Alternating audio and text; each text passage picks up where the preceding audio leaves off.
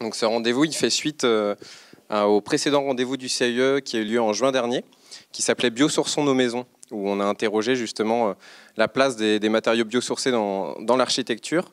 Je vais faire très très court comme introduction, puisqu'on a déjà bien développé le sujet la dernière fois, et je vous invite plutôt à consulter justement la vidéo qui est en ligne sur la page YouTube. Je reprendrai juste un tout petit truc, c'est que la prévision pour 2100, c'est 11 milliards d'habitants sur Terre. On est de moins en moins nombreux dans les logements, et on a besoin de plus en plus de mètres carrés par personne dans les logements. Autant vous dire que la construction de maisons et d'habitations, elle va continuer. Le sable, c'est la deuxième matière première utilisée au monde après l'eau. Ça pose des questions, il y a plein d'autres matières premières sur Terre à utiliser.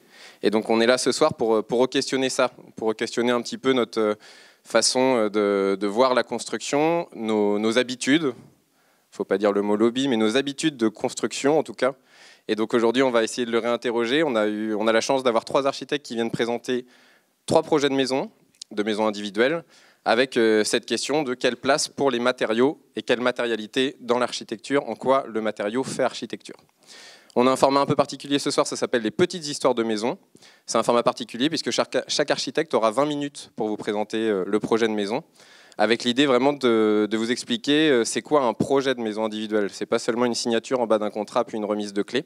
C'est une aventure humaine, avec plein de bons moments, avec d'autres moments, un peu moins intéressants parfois, mais qui font projet, qui sont constituants de l'aventure du projet de maison. Donc on va tout de suite accueillir le premier architecte, c'est Golven Le Potier. Je vais vous faire une présentation très rapide. Golven Le Potier, il est diplômé de l'ENSA Nantes, donc l'École nationale d'archi de Nantes. Son agence aujourd'hui, elle est basée à Savenay. Vous m'arrêtez si je dis des bêtises. Votre agence, elle est basée à Savenay et vous avez un travail fort avec le contexte. On a noté 3 façons de décrire votre architecture. Une architecture in situ, ce rapport à chaque fois avec le déjà là et avec ce qu'on en fait. On pense notamment à la réhabilitation du moulin en bureau que vous avez fait à Eric.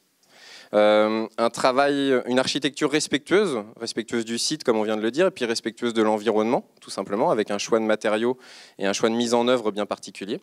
Et puis une architecture ludique, là j'en dis pas plus, puisque le projet qu'on va voir tout à l'heure aborde le sujet grandement.